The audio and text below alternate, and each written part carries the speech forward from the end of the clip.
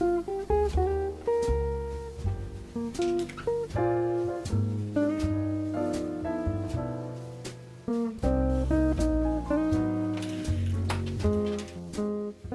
moves at its own pace, slow and nostalgic, unlike the fast rush of Beijing. It feels old, maybe even outdated, but that's what makes it special, right? It's a place to slow down, feel with your heart, and maybe spend some time alone. If Beijing ever makes you feel it's too indifferent, come to Datong. You might even make friends with those Asian statues and feel the quiet depth of this city's history. Chapter 1. Make friends from the past. To find old friends, 1,600 years ago, head northwest, about 30 minutes away from the Datong city center, the Yungang Grottoes. Hi everyone, it's Noah here. Today I'm visiting the Yungang Grottoes, and you can see right now it's quite raining, so I'm wearing my jacket and quite breezy and cold. It's approximately 10 Celsius degrees, but it just feels so cold. I even got extra layers still. I'm shaking. But now I'm in the highlands, and those are just amazing, fantastic views with a little bit of mist. Stretching for 1 kilometer around Wuzhou Mountain sandstone cliffs, Yungang has over 250 niches and 51,000 statues. The largest has 17 meters and the smallest barely a few centimeters. As you walk along the cliffs, Grand Buddhas greet you with gentle smiles, but only by then you walk into those deep, dark caves, you'll find an entire different universe unfold in front of your eyes, with those vibrant colors, intricate carvings like an orchestra frozen in time. Words cannot really capture the beauty you see. The serene faces, the delicate hand gestures, the musicians, dancers, and blessings carved into the stone. We visited a lot of famous grottos. They're 100% carved out from the stones, and they were made in 400 AC, AD, so approximately 1,600 years before, and they're still kept so well.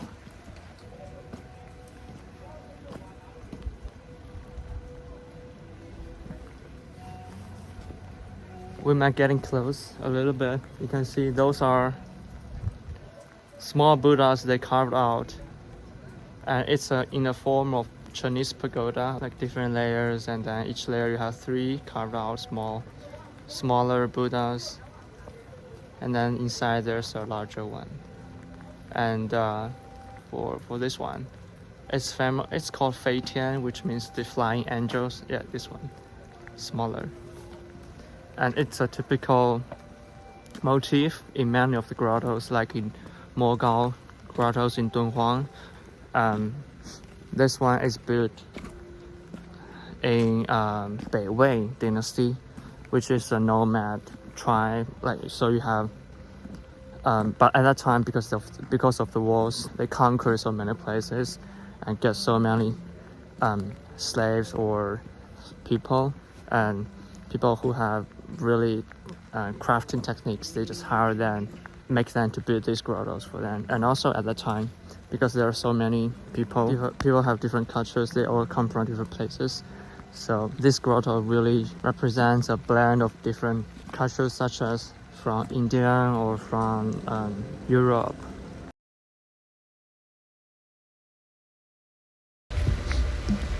I've been in this Yungang Grottoes for almost a day, from 8:30 to now it's around 5 p.m. I really like the atmosphere and how those statues are telling the history without really saying anything. You just see how the time carves the traces on their body. It just makes you feel the depth and broadness of history. Originally, I was sort of regret not having a sunny day visiting here, but now I think the rains turn on this place a more poetic and just reminds me the thing happened 1,600 years ago and all those caves like this one. You can see there's a central pillar. This is originally the door, and that is the window. There are some Buddhas inside.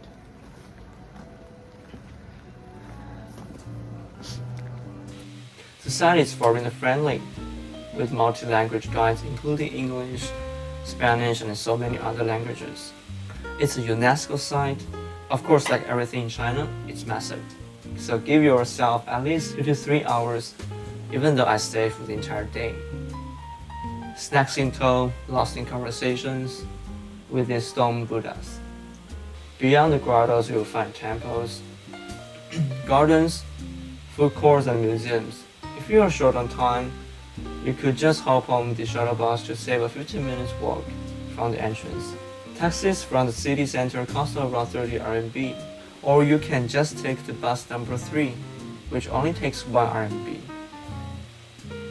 Or there are direct shuttle bus services, and you can book it online via the WeChat mini program using your passport.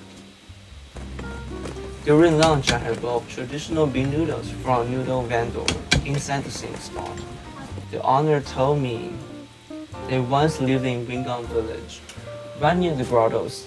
In 2008, as part of tourist development plan, villagers were relocated to new residential areas, a process we usually call it Chaiqian, which literally means demolition and relocation, which was common across China at that time in the 2000s and 2010s.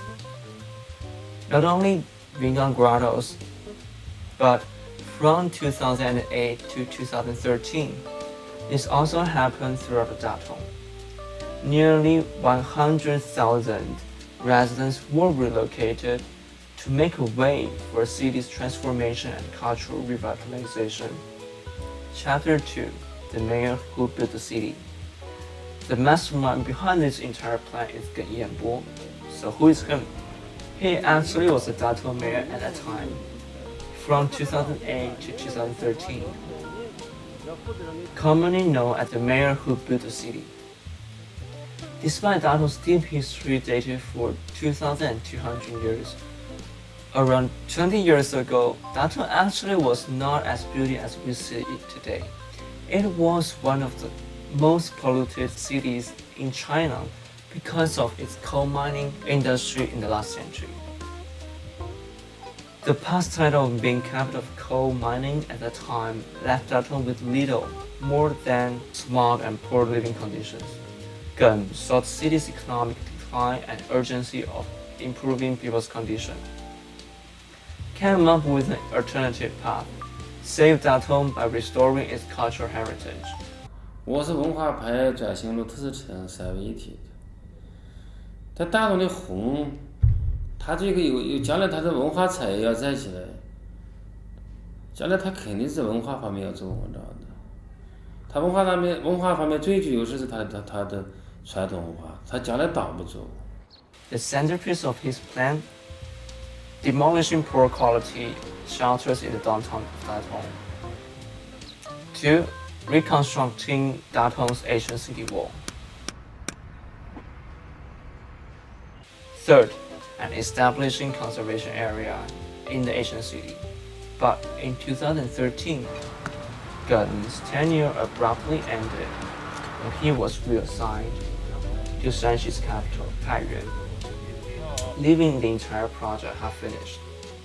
But by the time he was reassigned to Taiyuan, thousands of Datong residents took to the streets, pleading for him to stay.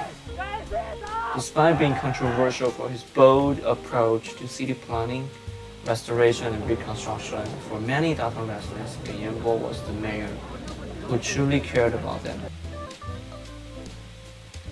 He improved their living conditions, replacing shabby shelters with apartments, while restoring the cultural pride of being a historical city.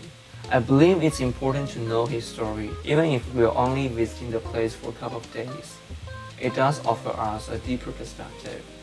The city we see today is a result of visionary minds and countless people's efforts. This recent chapter of history helps me better understand Datong and its people, how their memories, struggles, and pride are deeply rooted in the very streets we walk on.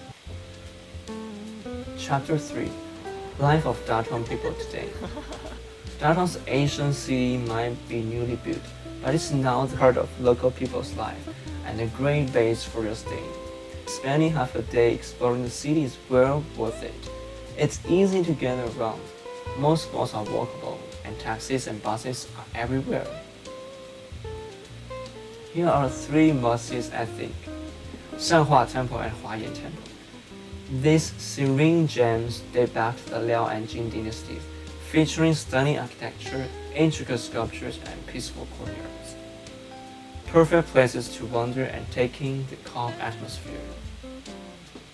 And the third, Nine Dragon Screen, China's largest glazed screen, originally built to ward off evil spirits. Its vibrant colors and masterful craftsmanship make it an unforgettable sight.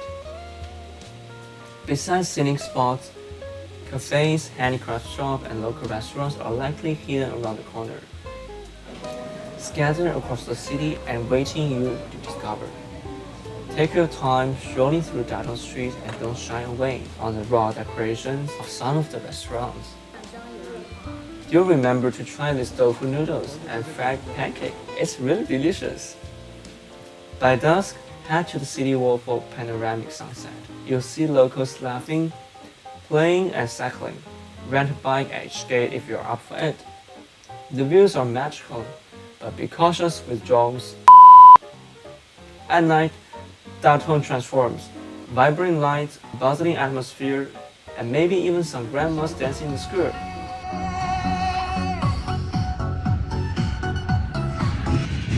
There are 3 girls in this plaza and they're dancing. For this group, since they are using the typical Shanxi drums, and that group here is more like Korean pop. And at the far end over there, at the end, it's classical Chinese Mandarin pop. It's amazing.